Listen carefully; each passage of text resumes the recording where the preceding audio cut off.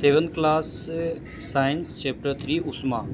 तो आज हम लोग ऊष्मा के बारे में समझेंगे। ऊष्मा क्या है? तो ऊष्मा ऊर्जा का एक रूप है। ऊष्मा क्या चीज़ है? ऊष्मा जो है आपका ऊर्जा का क्या चीज़ है? एक रूप है। ऊष्मा ऊर्जा का एक रूप है और इसकी इकाई क्या चीज़ कहा जाता है? इसकी इकाई को जूल में व्यक्त करते हैं। ऊष्मा क्या चीज़ है? ऊष्मा ऊर्जा का एक रूप है जिसकी इकाई को जूल में व्यक्त किया जाता है। और उसके बाद आ जाइएगा, ये आपका संक्षेप नोट्स है तो इसलिए आप इसमें उन्हीं प्रश्नों को पढ़ेंगे जो ज़रूरी हो। तो अब यहाँ पर आ जाते हैं तापमापी यानी कि थर्मामीटर। ये क्या होता है? ताप मापने के लिए उपयोग की जाने वाली युक्ति को तापमापी या थर्मामीटर कहते हैं। यानी आम तौर पर हम जिससे ताप को मापते हैं उसको क्या चीज़ बोलते हैं? थर्मामीटर। और एक जो वैसे थर्मामीटर जिसका उपयोग डॉक्टर करते हैं, जो आपका हो जाएगा यहाँ पर देखिए, ये आपका है डॉक्टरी थर्मामीटर। जिस तापमापी से हम अपने शरीर के ताप को मापते हैं उसे डॉक्टरी थर्मामीटर कहते हैं। जिस तापमापी से हम अपने शरीर के ताप को मापते हैं उसको क्या चीज़ कहते हैं? डॉक्टरी थर्मामीटर। और हमारे डॉक्टरी थर्मामीटर का व्यास कितना होता है? तो डॉक्टरी थर्मामीटर का व्यास होता है 35 डिग्री सेल्सियस से लेकर 42 डिग्री सेल्सियस तक। ठीक है, डॉक्टरी थर्मामीटर का परिसर कितना होता है? 35 डिग्री सेल्सियस से 42 डिग्री सेल्सियस तक।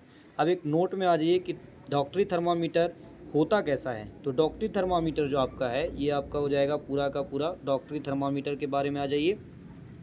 तो डॉक्टरी थर्मामीटर एक लंबी, बारीक तथा एक समान कांच की नली होती है। इसके एक सिरे पर एक बल्ब होता है और बल्ब में पारा भरा होता है। तो पारा क्या होता है? पारा एक धातु है जो कि कमरे के ताप पर द्रव अवस्था में होता है, इसलिए इसका यूज किया जाता है क्योंकि ये सटता नहीं है, कांच के साथ चिपकता नहीं है। बल्ब के बाहर नली में पारे की एक पतली चमकीली धारी होती है। ठीक है, अब हम चलते हैं दूसरे पेज पर। अब आ जाइए कि दूसरा पॉइंट आपका है कि मानव शरीर का सामान्य ताप कितना होता है। तो मानव शरीर का जो सामान्य ताप होगा वो कितना होता है? 37 डिग्री सेल्सियस या 98.6 डिग्री फ़ारेनहाइट। मानव शरीर का सामान्य ताप कितना होता है? 37 डिग्री सेल्सियस या 98.6 डिग्री फ़ारेनहाइट होता है। अब आ जाइए कि क्या थर्मामीटर से ही प्रयोगशाला में भी ताप को मापा जाता है? तो नहीं, प्रयोगशाला में जिस थर्मामीटर का उपयोग किया जाता है उसको बोलते हैं प्रयोगशाला तापमापी यानी प्रयोगशाला थर्मामीटर।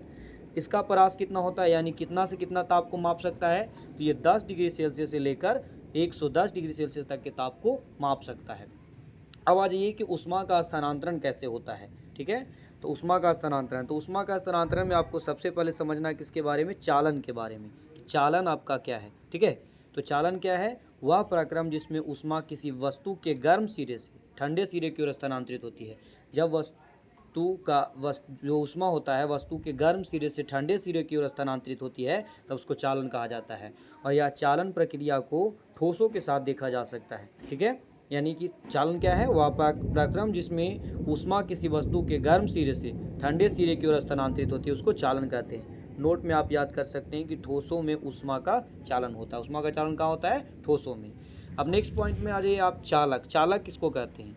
जो पदार्थ अपने से होकर ऊष्मा को आसानी से जाने देता है उसको चालक कहते हैं। जो पदार्थ ऊष्मा को अपने में से होकर आसानी से जाने देता है उसको चालक कहते हैं। जो पदार्थ ऊष्मा को अपने में से होकर आसानी से जाने देता है उसको क्या चीज़ कहते हैं? चालक कहते हैं। जैसे में कौन आ जाएगा? एल्युमिनियम, आयरन, कॉपर, जितने भी धातु हैं ये सब विद्युत के क्या चीज़ हैं? चालक हैं। उसके बाद नेक्स्ट पॉइंट में आ जाइएगा, एग्जाम्पल आप याद कर लीजिएगा। ठीक है, और नेक्स्ट पॉइंट में आइए, आप किसके बारे में पढ़ेंगे? कुचालक के बारे में। तो जो पदार्थ अपने से होकर ऊष्मा को आसानी से नहीं जाने देता है उसको बोलते हैं कुचालक। जो पदार्थ अपने से होकर ऊष्मा को आसानी से नहीं जाने देता है उसको क्या चीज़ बोलते हैं? कुचालक। अब जैसे कौन हो जाएगा आपका? प्लास्टिक हो गया, लकड़ी हो गया, ईंट हो गया, मिट्टी हो गया। ठीक है, ये सब हो जाएगा। नोट में कुचालकों को और किस नाम से जाना जाता है? तो कुचालकों को ऊष्मा रोधी भी कहा जाता है। ठीक है, इसको याद रखिएगा कि कुचालकों को और किस नाम से जाना जाता है? तो कुचालकों को ऊष्मा रोधी भी कहा जाता है। तो आज की वीडियो में इतना ही और नेक्स्ट के वीडियो में हम ऊष्मा के बारे में और जानकारी देंगे। ठीक है।